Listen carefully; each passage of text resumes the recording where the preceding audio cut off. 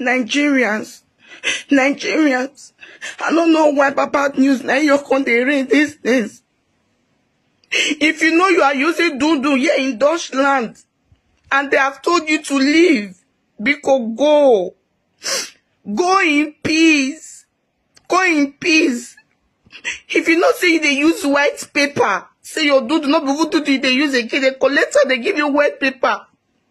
My sister or my brother, if you know say you get Abeg comot to restart again, better pass say you go back to Nigeria where no help, where be say you go suffer your life. He get this my friend, na only pikin wey be say he gets. As in na only pikin family gets. Sorry guys, I'm crying because this thing they pay me for my mind.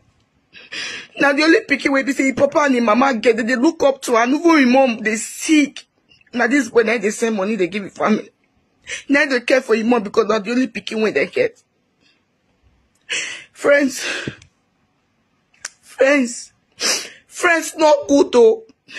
Nigeria friends not good though. Beware of friends so. Friends not good though. Friends not go kill you. Oh.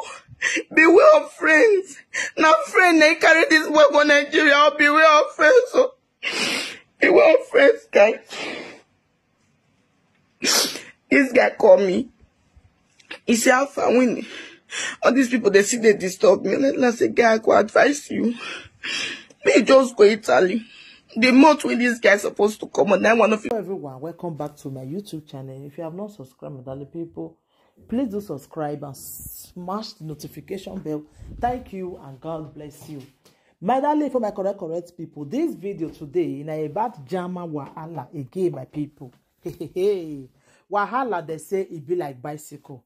Una know say the first talk am say as this man don dey so everywhere go red, everywhere go burst, my people. Because now deportation now they don't start am again now. So I say anytime I hear anything about Germany, I will come to tell you now, my people. Because now the thing now don't pass Joromi, my people. If you know say they don't give you Duldun, I beg run for your life. Just pick race me you run. No wait until they reach your house before you go know say you go run. No. Just pick race fast. Cause now area does scatter. Area does scatter for Germany, oh, my people, oh. I feel they tell people say, if you come country, you don't know how they do one. May you they call. May you make sure say you find person will go put you through. So that may you try, may you get documents. Because doom now, they deport anyhow, like seriously. They deport anyhow. Waiting I talk, they deport anyhow. I see one video now. I go see put some where they get the even they cry. They say, if you know, say they give you Duldun for Germany, may you suffer your pick raise. Before they reach where you did, even though the lawyer they give you hope, say may you not worry, my dear.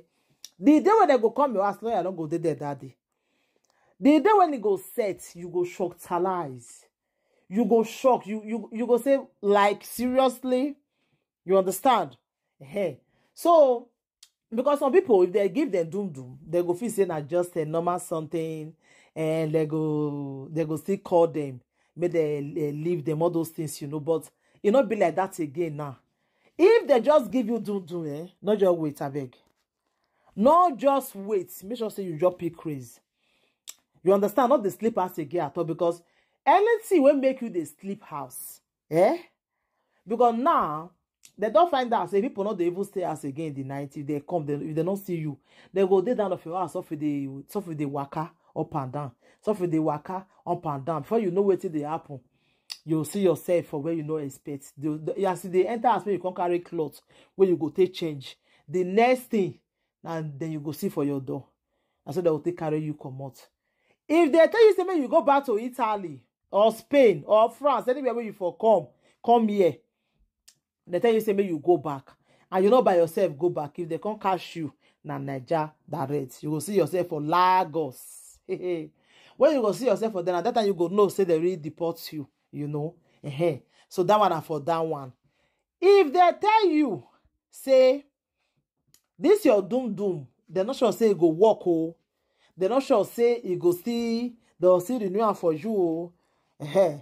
Instead, when you go, they waste your money for lawyer, abeg, by yourself, so free come on. Because if lawyer don't tell you, say, this thing go hard, the way they look am, not tell lawyer, say, make you try. Because anything will make lawyer, they try there. And you see the day as my day, one day, they'll come carry you.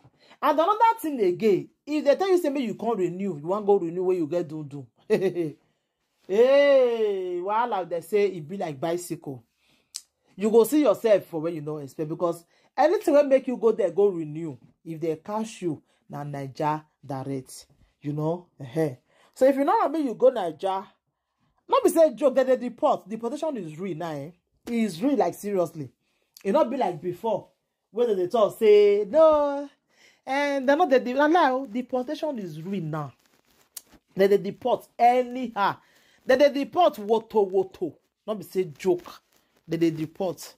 You understand? Hey. So I'll constantly give una another update again. Anything when I hear again, I'll constantly give una. So make una just stay tuned and share the video, please. Don't be stingy with it. Share the video. Share them to your WhatsApp group, to Facebook, everywhere. Share them. May you not keep on. Not be saying that I just carry the talk. Now wait till they happen. Now go see put the girl video now. When she they cry. Not be saying I joke. Deportation is real now. It's real, like seriously. So may you run. Thank you, my people. Please help me to share the video. Let the video go viral. Bye. Nigerians. I don't know why Papa News now you're going to read these things. If you know you are using Duldun here in Deutschland and they have told you to leave, because go in peace. Go in peace. If you not say they use white paper, say your Duldun not be able to do they use again, they collect they give you white paper. My sister or my brother, if you know say you get Abeg cobot to restart again, better pass say you go back to Nigeria. Where no help. Where be say you go suffer your life. He get this my friend, now only picking where be say he gets. As in only picking family gets. Sorry guys, I'm crying because this thing they pay me for my mind. Now the only picky way they say Papa and his mama get they look up to, and even his mom they sick. Now this when they send money they give his family. Now they care for his mom because that's the only picky way they get. Friends not good though. Nigeria friends not good though. Beware of friends so. Friends not good though. Friends not go kill you. Beware of friends. Now friend they carry this work on Nigeria. Beware of friends. So beware of friends, guys. This guy called me. He said, Alpha, when all these people they see they disturb me. Let's say, guy, I could advise you. May just go Italy. The month when this guy supposed to come on, then one of his friends call and say, guy, Alpha, where they go? May you come my side there, my dear, congratulations to this side. And the guy say, really? He say, yes. He say, you see that guy that day now? That one say, yes. He said, they just give a document to after a long time when they carry Duldun. And now they forget, say, all grace not be the same. When I know they use una grace, till they copy another person grace. Now so this guy they go there, no go call me again, nothing. They can't there. The time when they call me, what? No, now me go call and say, Alpha, you not move again. He say no. They say they go to give people when they use do document, blah blah blah. I say okay, now I free him. He never to tell Ogbalegbe Fana reach there. If I not go his friend ask, the locator go his friend ask. Instead of his friend to like see help, talk say okay, not there because my pal outside there for see his friend. Because na normal living house. If friend describe the room number, give him. Say he dey in your room. When no so Ogbalegbe they find the boy. Ogbalegbe reach the finish and so the boy tell land Nigeria now. Friends. Now God ain't go judge you now. The one that they put una own friend when call on their own. You they eat on the same plate with no.